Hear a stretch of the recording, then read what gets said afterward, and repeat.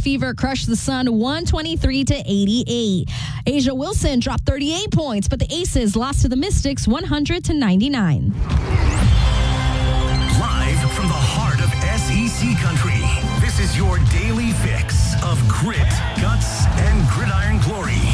Welcome to the Deep South College Football Show. Bowen, here he goes!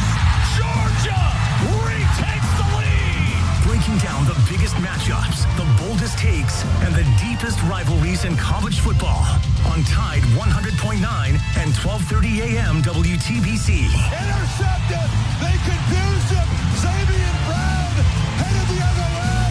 Touchdown Tide! From Fayetteville to Gainesville, from the Grove to Toomer's Corner, it's SEC football. Delivers, touchdown! Now, here's your award-winning host, Wyatt Fulton.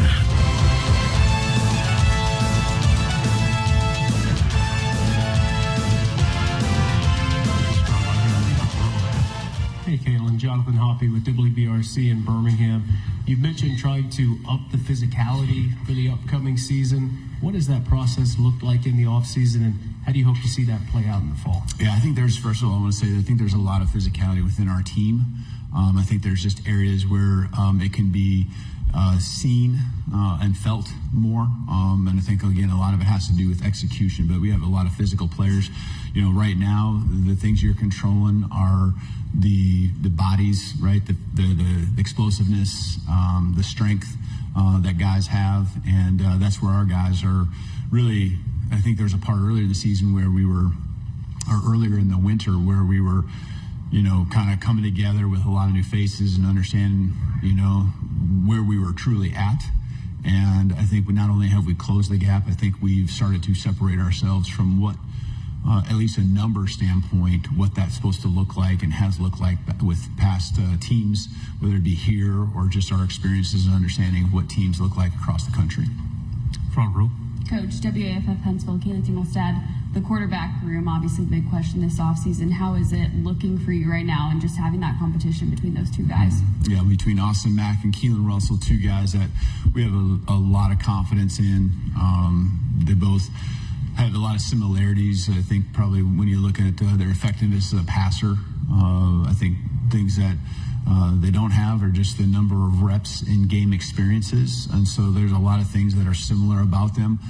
Their styles are going to be a little different, right? You got at least 6'6", and, you know, Keelan's not short. He's 6'3". So they're both taller quarterbacks. Austin probably a guy who knows the offense inside and out. We're trying to make sure he doesn't make it and overthink things. Not that he is, but just making sure that he keeps it simple like he can and execute play fast with his teammates. And Keelan, I think, has come a long ways.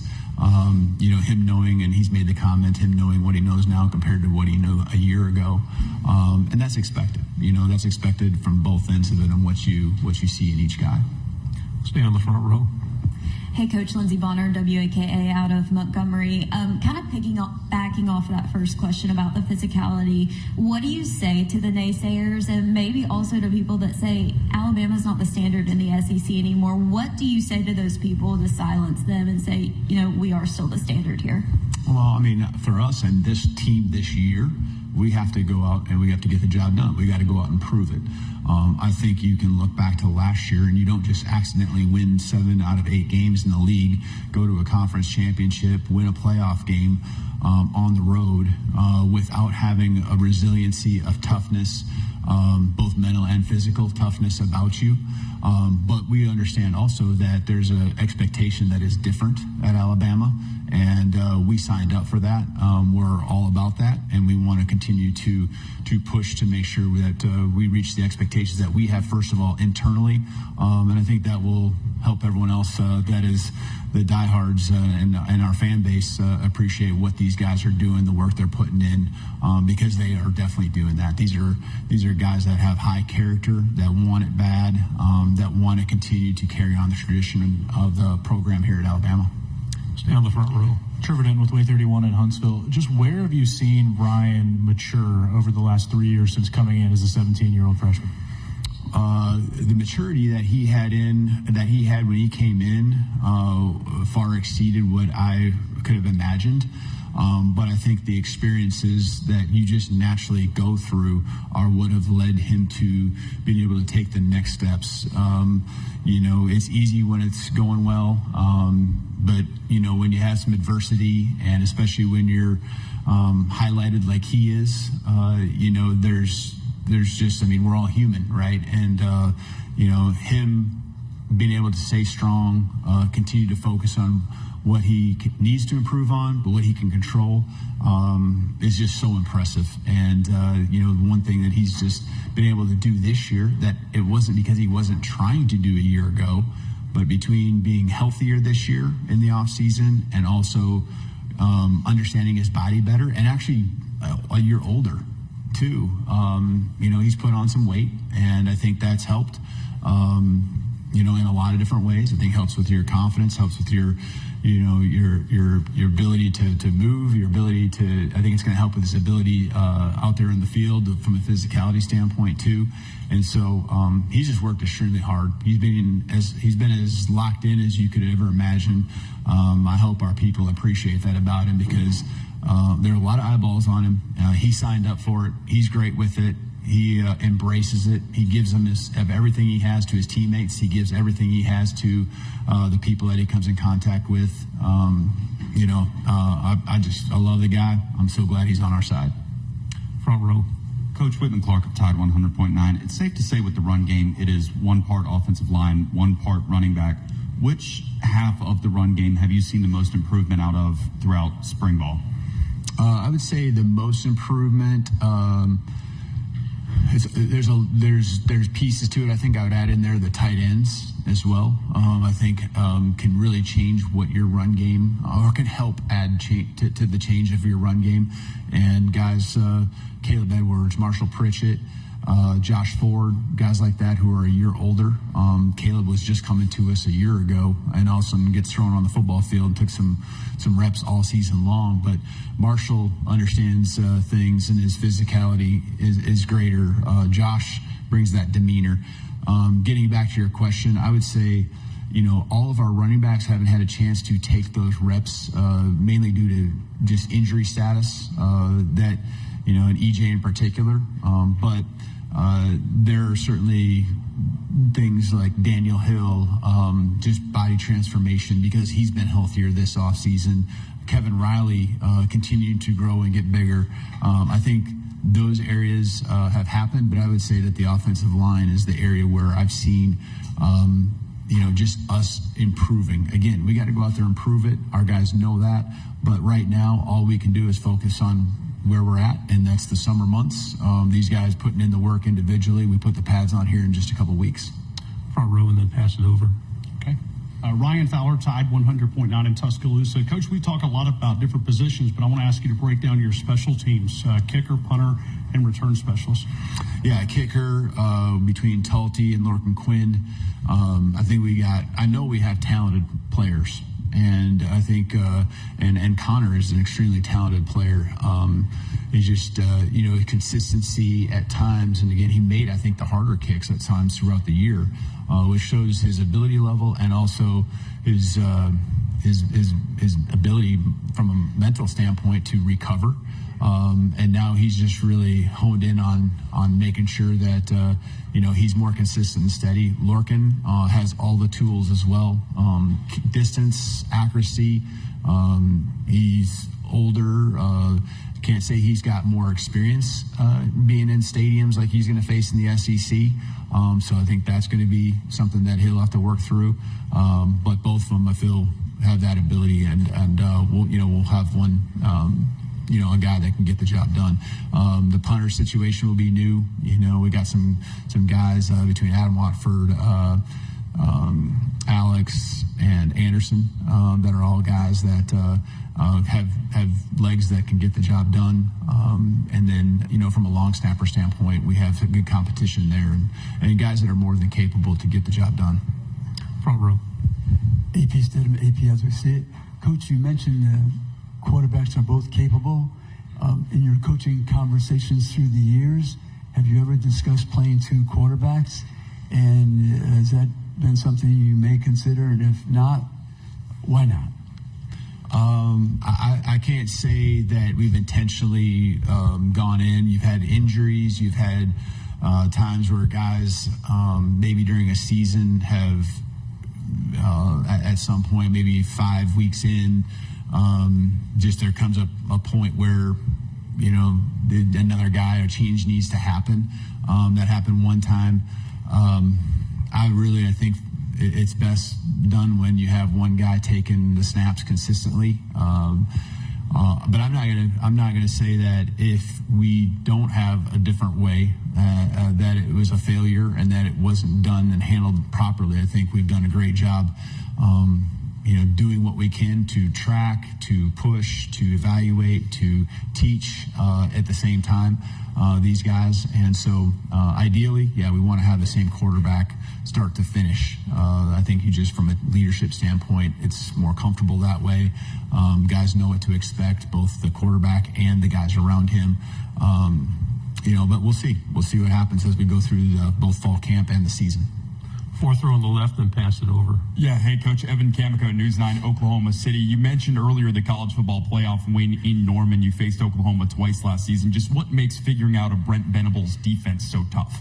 Yeah, Coach Venables, he's a mastermind. He does a great job, calling the defenses, and you can see what he's trying to do, but he still gets the job done. I think that's what's impressive, and he's got great players. He had great players last year, and I know he'll have great team this year as well.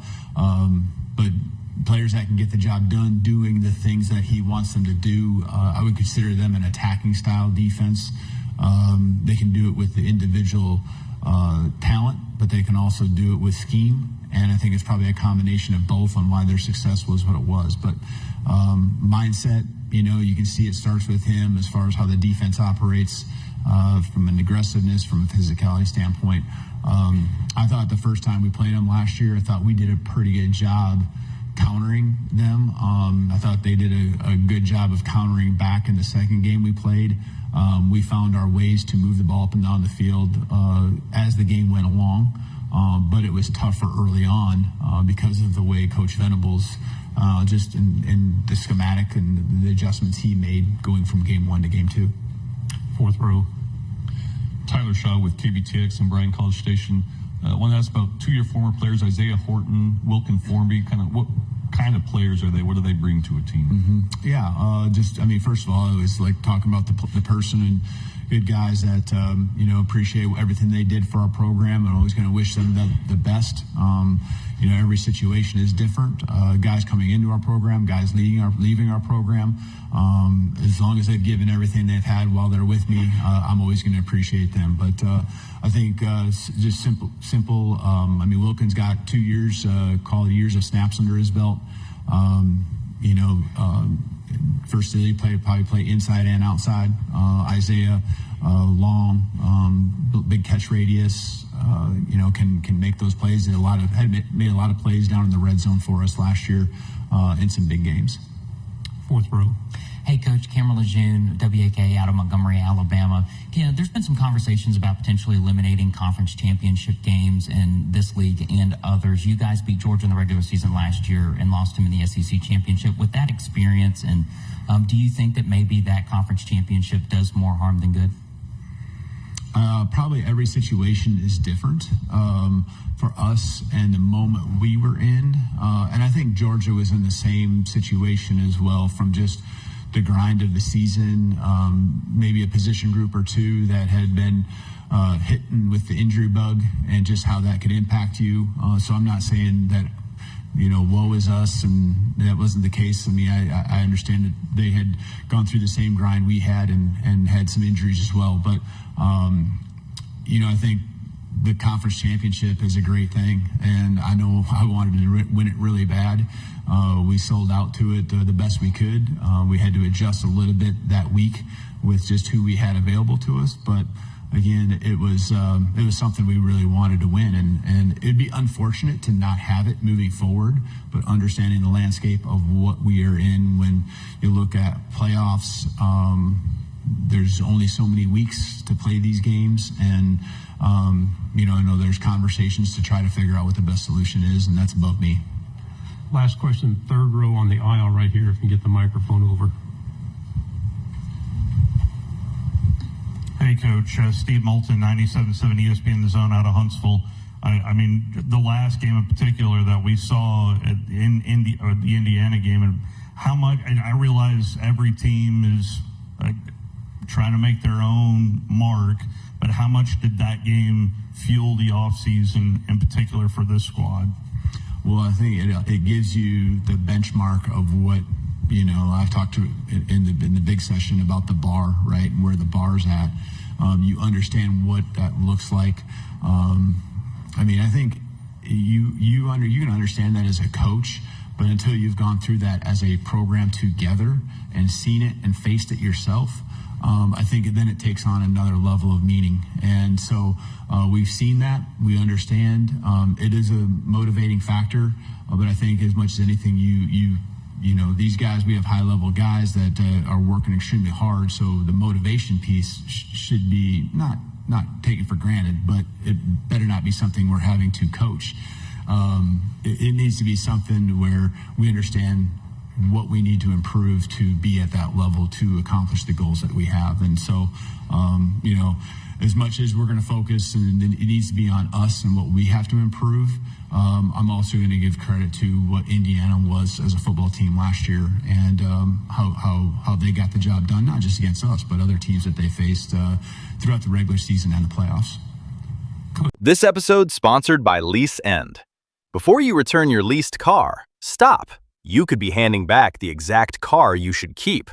If you already love the car in your driveway, Lease End makes buying it out simple. No dealership pressure, no back and forth, just a straightforward way to keep the car you already know and trust. Tell Lease End what you're driving, and Lease End handles the financing, so you can buy it out quickly, often with better terms than the dealership. Why give back the car you already love? With Lease End, you can keep what's already yours in every way that matters. Visit LEASEEND.com. That's LEASEEND.com before your lease is up. Lease End. Keep the car, skip the dealership. Only applicable for new auto insurance business. Rates will vary by several factors, including how you purchase the policy. Potential savings may vary. Allstate North American Insurance Company and Affiliates, Northbrook, Illinois. Tide 100.9 Tuscaloosa weather. Here's your Tuscaloosa and West Alabama forecast. Keep the umbrella handy. Cloudy skies, muggy, 93. A light south breeze. Be on the watch for showers and storms this afternoon. They'll fade away tonight, cooling to 76. Cloudy, thunderstorms likely tomorrow. Could see some locally heavy downpours at 93. And sunshine on Saturday with a chance of afternoon storms, 94. Nearing 100 degrees as we move into next week. Richard Wedding of the Weather Channel for Town Square Media, Tuscaloosa. It's 87 degrees in Tuscaloosa. Breaking news, bold opinions, and pure Crimson Tide spirit. Tide 100.9 and 12:30 AM WTBC.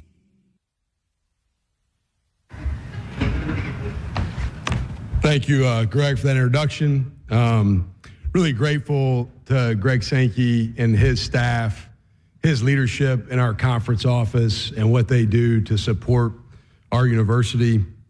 Thank you to the media here that's covering SEC Media Days, telling our player stories and our team stories. Thank you for your attendance and what you do for our game. It's great to be in Tampa for SEC Media Days. This is Gator country. You're in Gator country right here. So fired up to be in Tampa. I've had some fun visits down here since my arrival in Gainesville. What a great city to host SEC Media Days. Fun being down here. I'm honored to be the head football coach at the University of Florida. Still kind of get chills sometimes when I say that or I hear that said. I grew up in SEC territory. I grew up in Huntsville, Alabama. I was born in Texarkana, Texas, but raised in North Alabama. And as a kid, growing up, there were three conferences in football in my mind. There was the NFC, the AFC, and the SEC. That's all I knew. And so to be an SEC head coach right now for me is very surreal. I'd like to start by thanking our administration at the University of Florida. We have tremendous leadership on our campus, starting with our Board of Trustees. That group does an unbelievable job supporting us. Really excited about our newly appointed president, Stuart Bell. Look forward to connecting with him and partnering with him to make Florida football great. And then Scott Strickland, our athletic director. You know, Scott's leadership, he's done a tremendous job across the spectrum of all our sports. When you look on our campus, every sport has success. Every sport at the University of Florida has high standards. Every sport is in pursuit of championships. It feels like year in, year out. That's not exclusive to football. We've got to get Florida football back to that standard. But Scott's leadership has provided all of our sports teams with success through his resourcing, his hard work, and watching those other teams truthfully helped gravitate me towards Florida and has helped motivate me. I think when you're a growth mindset person, being around other high achievers inspires you and motivates you. When you're a fixed mindset person, those people's success may intimidate you. I love watching our other sports teams have success like they have at the University of Florida. We've got to replicate that in football. We've got to get it back to where it needs to be. But I'd like to thank our administration for everything they do for us. The main thing they've done for me is allowed me to put together a staff that I'm really excited about. You know, I think a lot of times as a head coach, we get a lot of attention for good or bad that goes on in our programs, but we're only as good as the people around us. And our administration, our university leadership has allowed me the resourcing to put together a staff I'm really proud of. I enjoy working alongside each and every day. That's coaches, that's front office, that's support staff, that's everybody involved in the development of our student athletes at the University of Florida. And we've got a tremendous staff that I enjoy working with each and every day. The Gainesville community has been great to our family and our staff, everybody that's new. It's been very welcoming. It's a very comfortable place to get acclimated, and very grateful to what Gainesville has done for all of the new coaches so far. To Gator Nation, you know, part of why I chose Florida as a head coach, you become in that role because they have to choose you, but you have to choose them back. And part of why I chose Florida was because the passion of our fan base.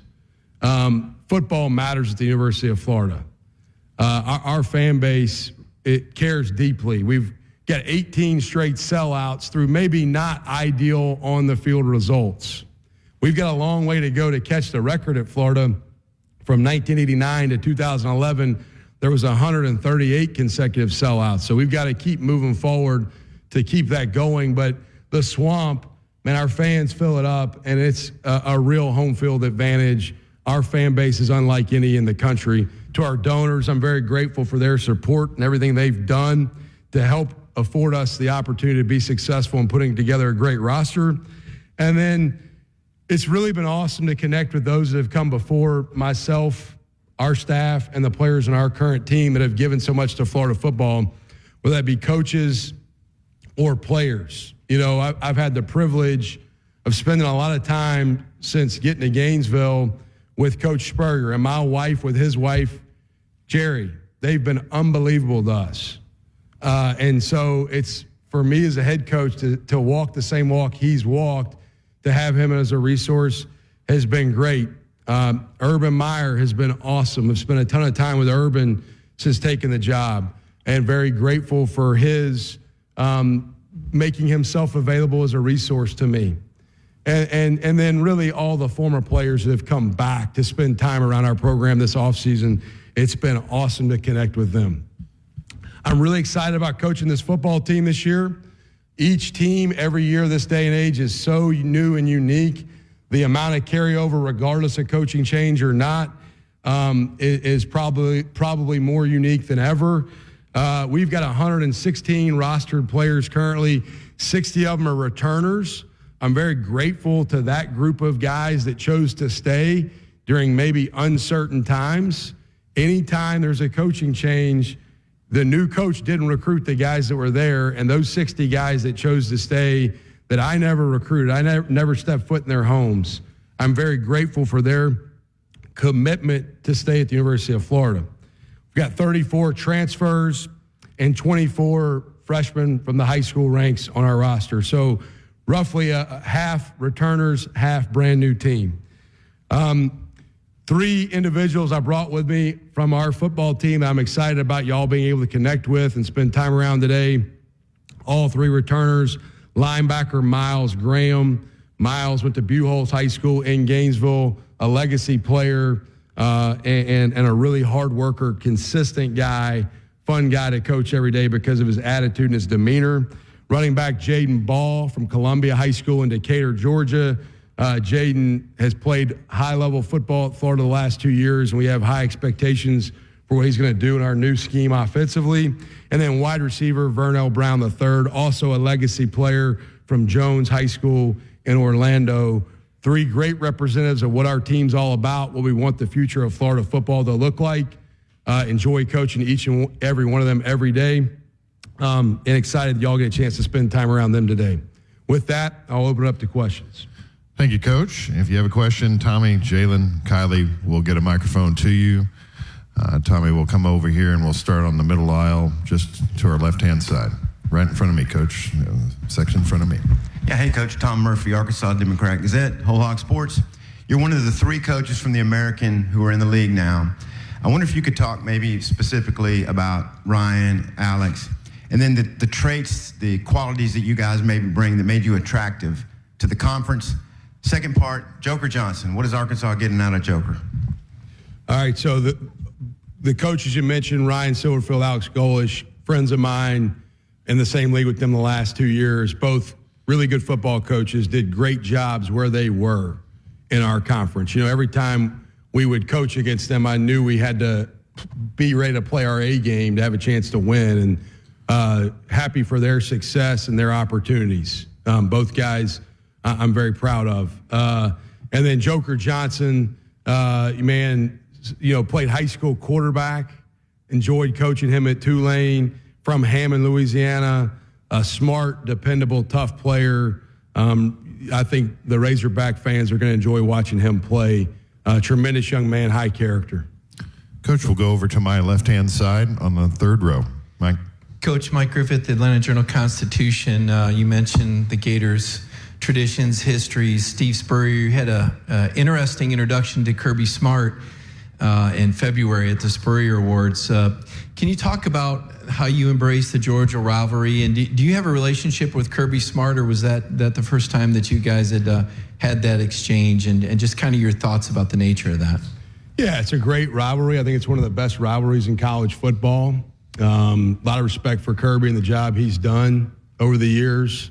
Been very consistent. That was a fun event. I think it was a night where we were all able to let our guard down and have a little fun. Kirby and I caught up before the event, and look, it was all good-natured. What would you expect at the Coach Spurrier award show other than a lot of jabs being thrown, right? Like, it wouldn't be his award show if it wasn't a lot of jabs. So, but no, it was a fun event, and really respect what they've done, Kirby and his staff. Coach, we'll go over to the right-hand side, the middle aisle on the aisle. Nick Villamil with the Tampa Bay Times. Coach, I'm curious how much of an emphasis you're placing on kind of injecting a new energy into this program, be it like a sort of swagger, a sort of moxie. It seems like that's something you personally have a lot of. How much are you trying to inject that into the program you've now taken over? Yeah, I'm just trying to inject an attitude where we're going to attack every day with enthusiasm. You know, I may have some bad moments. I don't have bad days. I got life pretty good. And so I want everybody in our building to have an appreciation for the privileges that we're afforded each and every day. You know, when I interviewed for this job, one of the questions the committee had for me is, Coach, what do you view as our negatives at the University of Florida? I said, well, the biggest one I see is we haven't been winning enough. But like the places I've coached, look, I've got a full-time nutritionist now. I didn't have that at Troy. I got a staff of nutritionists. Like, there's so many great resources we have. And so for me, I think, you have to have a great attitude in what you do. And I define attitude as demeanor, drive, and desire. Demeanor is your body language. Your drive and desire is the mindset of you've never arrived, you can always get better. I'm a firm believer that only disability in life is a bad attitude.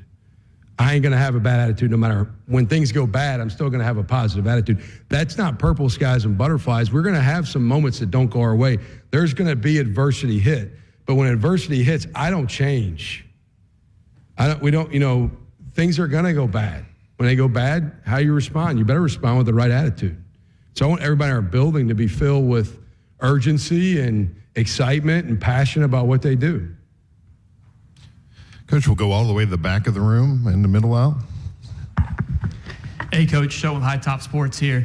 You had a challenge for the offensive line at the end of the spring game. Basically had to buck up or get off. Have they answered that response? I know you've got some time, but in this OTAs, how they handled that? Yeah, we've only got 2 guys that really started football games at all at the University of Florida that are returners, so it's a very new group.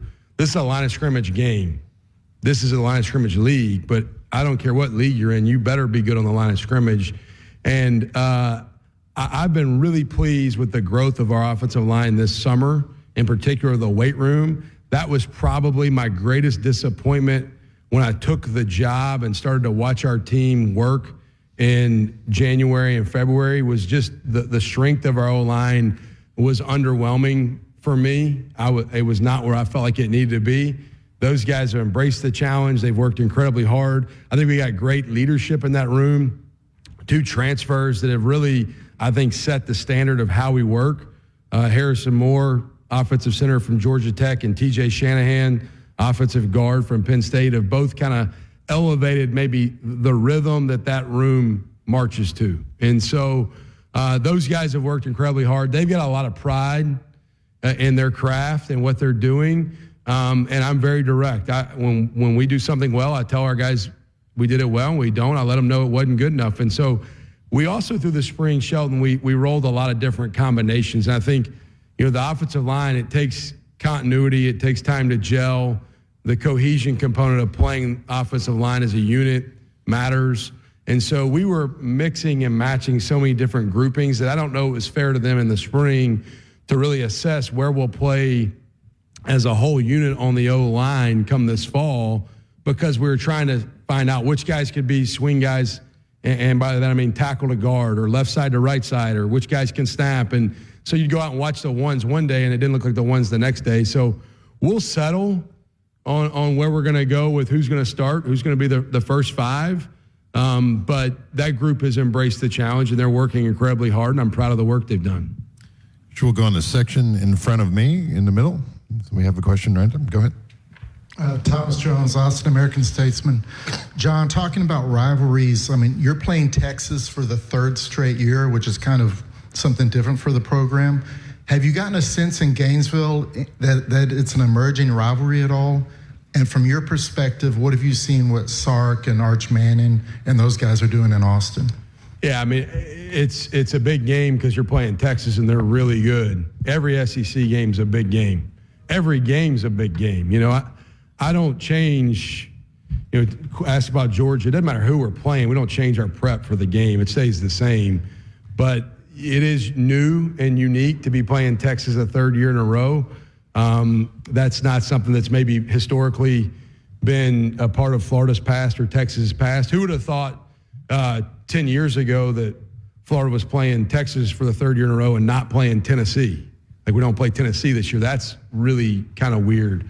But to address Sark and Arch, man, a lot of respect for Sark. He's a brilliant offensive mind, a play caller. I've always admired how he does things. Think he runs a great program. And then Arch, man, what a great young man. When I was head coach at Tulane, Archie would shoot me a text or a phone call and say, hey, is it okay in May during the little downtime if Arch comes over and throws? And I'm like, yeah, and ask him if he wants to transfer, because he wasn't a starter yet. And I'd go watch him. I'd go out there and might watch him throw, or Cooper, whoever might be out there. And I'd like to coach that guy. But he's a good player. I really have the employee's ears. a $1 small classic Frosty for a limited time, only at Wendy's. U.S. price and participation may vary. A la carte only, not valid for delivery. Limit 10 per transaction. Price may be higher in Alaska and Hawaii. Roll Tide all the time. This is Tide 100.9 and 12:30 AM WTBC, the home of Alabama Crimson Tide sports. Okay, we'll go over here to our right-hand side, Coach, up front and right on the out. First of all, Coach, Brad with College Sportscast, thank you for your time as a Wildcat. I just want to ask you what your time as a Wildcat has meant to you, and then the rivalry that you guys are going to face this year and beyond. Yeah, look, University of Kentucky is where I played. Means a great deal to me. Wouldn't be where I'm at today if it wasn't for Hal Mumme, Guy Morris, Rich Brooks. Those were my college head coaches. All of those men poured into my life. That place helped me go from being, maybe a boy to a man. I needed to get away from home. I grew up North Alabama, and I needed to get away. Lexington helped me become a man. A lot of respect for that program, and means a great deal to me. We play every year, so it's a big game, and look forward to continuing that rivalry, if you will. But special place means a lot to me, and very grateful for my time in Lexington. Probably my fondest memory of this summer when I was out on vacation with my family. My twins just turned 13, and me and my wife and my twins are in the Bahamas, and we're walking through this one area, the resort we were at, and this one guy stops. He goes, are you John Sumrall? And I said, that's my brother. And he goes, no, that's you. And I go, yeah, you're right, it's me. I go, what's up? He goes, dude, I loved watching you play at the University of Kentucky. I said, you and two other people. All right, so I wasn't that good of a player. I tripped a lot of people in 2004. I led our team in trips. But not very often do I get recognized for being a college football player. That was one of those moments I looked at my son and said, see, Dad had it one day. But no, Kentucky's a special place and had a lot to do with where I'm at today. Which will go down the center aisle. Franz Beard, Gator Bait. How has the experience of taking over a new program, this is the third time, how has that experience changed your philosophy on taking over a new program? Each place is different, so what has changed over the period of time since you started? Yeah, Franz, it's a good question. I do feel fortunate to maybe have only been a head coach since 2022. And so the transfer portal and NIL and all the chaos that maybe has ensued in some ways is all I know.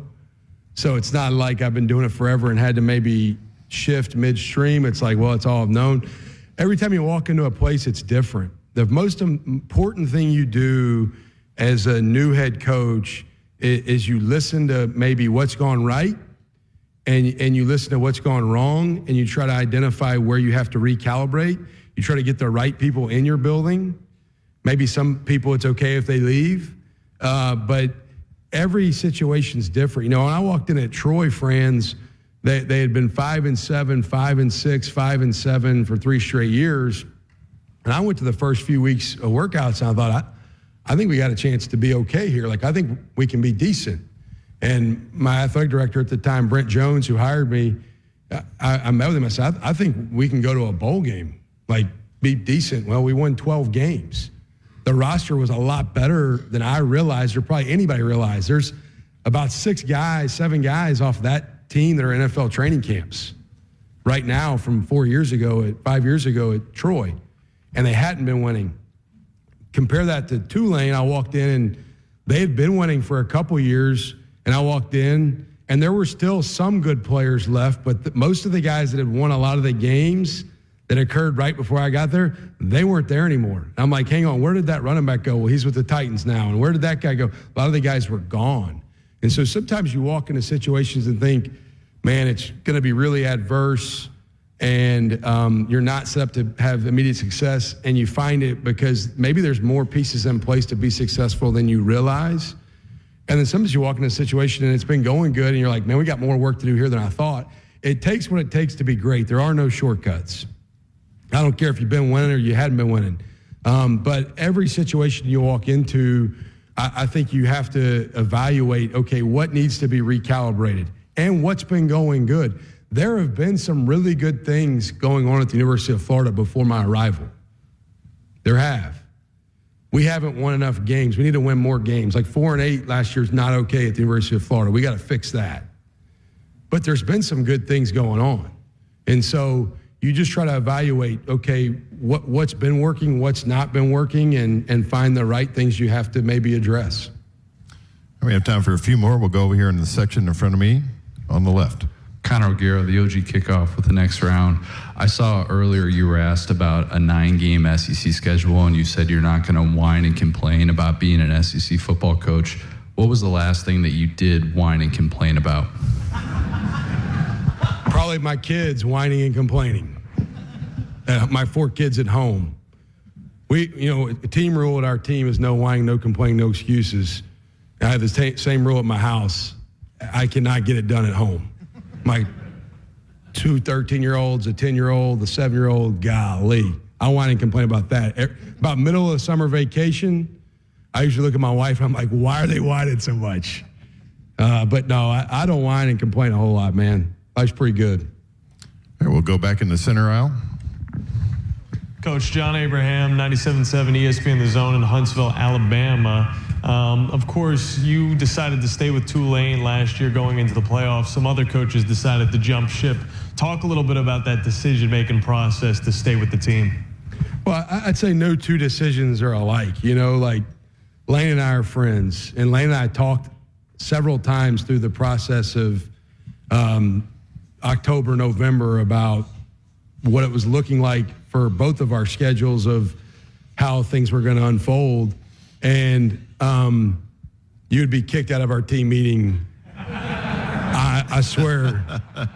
Like, you're lucky I'm not going to throw this freaking podium right now. Like, drives me crazy. I would say, who is that? But I'm not going to embarrass anybody. But no, no 2 situations are different. Lane and I talked as we were going through it. He's like, you and I are going through the same thing in November. I'm like, no, Lane, we're not. If you leave, you're leaving the SEC school to go to the SEC school. It's a little different. I'm leaving Tulane. But it was challenging to do it.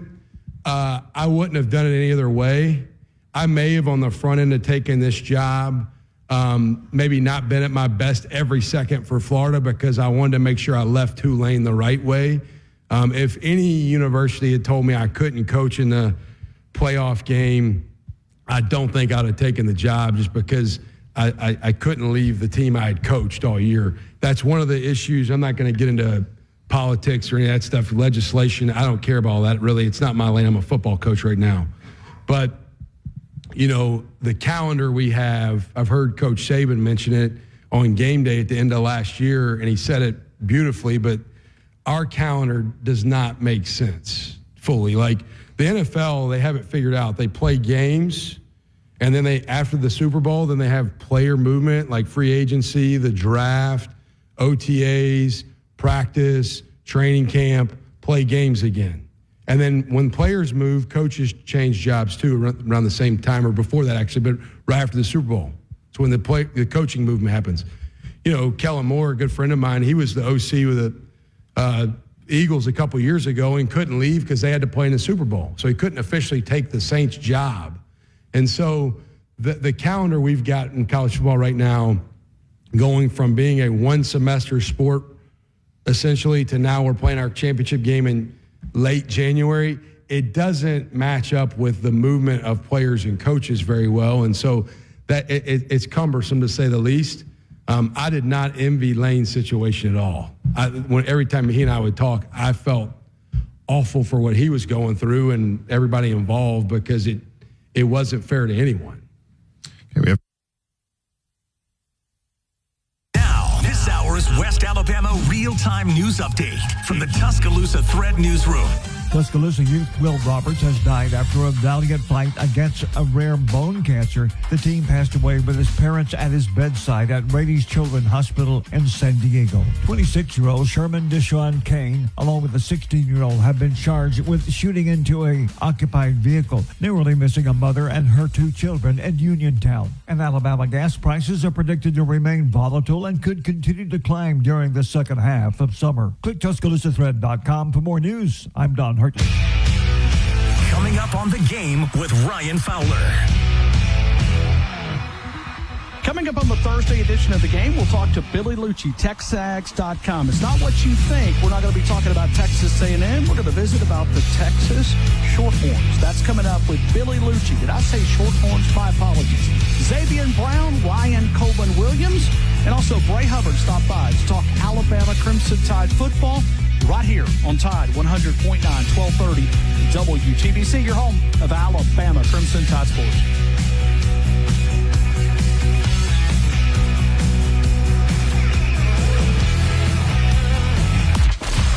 Longest-running sports talk show in Tuscaloosa. The Game with Ryan Fowler. Weekdays from... Order for Jennifer C. Is this my double shot, double cream, double froth, double pump, double whip, double sleeve? Yeah. Can you handle that much caffeine? Did you know Discover automatically doubles all the cash back you've earned at the end of your first year? Oh, really? That's great. Seriously, did you know Discover automatically doubles all the cash back you've earned at the end of your first year? Yeah, you just said that. Did you say I just said that? Yeah, I'm cutting you off. I can't have any more? Why not? You earn, we match. Discover Cashback Match. See terms at discover.com/creditcard. Time deals and free shipping on PCs and more await you at Dell.com/deals. That's Dell.com/deals. Tide 100.9 Tuscaloosa weather. Here's your Tuscaloosa and West Alabama forecast. Keep the umbrella handy. Cloudy skies, muggy, 93. A light south breeze. Be on the watch for showers and storms this afternoon. They'll fade away tonight, cooling to 76. Cloudy, thunderstorms likely. Tomorrow could see some locally heavy downpours at 93. And sunshine on Saturday with a chance of afternoon storms, 94. Nearing 100 degrees as we move into next week. Richard Wedding of the Weather Channel for Town Square Media, Tuscaloosa. It's 91 degrees in Tuscaloosa. Stay locked in, Tide fans. This is Tide 100.9 and 1230 AM WTBC, the home of Alabama Crimson Tide sports. We have time for a couple more. We're going to start in front, section to the right. John, Caleb Saylor's Super Talk Mississippi. You got to go up against Pete Golding as the defensive coordinator and as the head coach this past season. What did you see from him as a head coach, and what do you expect to see from him when you two face off against each other this fall? Yeah, I've known Pete a long time. Pete and I kind of have similar coaching track records to some degree. We zigged and zagged across each other a lot. He was at Southeastern Louisiana. I was at Tulane. I went to Troy. He went to Southern Miss and UTSA. He went to Alabama. I went to Ole Miss and Kentucky. We kind of known each other well for a while. I have a lot of respect for Pete. Really, really good football coach. Pete's going to be himself. He's not going to change, which I have an appreciation for. You have to be authentic. I think he's going to do a phenomenal job. I really do. Happy for his opportunity there. But watching him, those teams, to me, look, we played them the first time at Tulane and they beat the shit out of us. We played them the second time, different head coach, they still beat the shit out of us. All right, so it didn't matter who the head coach was. They were still pretty good. So I think sometimes people forget it's a player-driven game. Pete's going to do a great job with his team, and a lot of respect for Pete. Coach, we'll take one final one to our left. Hi, Coach. Georgia Chambers, Fox 5 Atlanta. Your first Georgia-Florida or Florida-Georgia game, whichever one you want to call it, will be played in Atlanta. What expectations do you have for this rivalry matchup with it being inside Mercedes-Benz Stadium? I'm sure it'll be a phenomenal environment, great venue. We got to get our team to play better in that game and put our best foot forward. But it's going to be an electric environment, I'm sure. I mean, Atlanta's a great town. Such a storied game. Excited to have the opportunity to be a part of it. Coach Summerall, thank you for your time this morning. Thank you. Go Gators.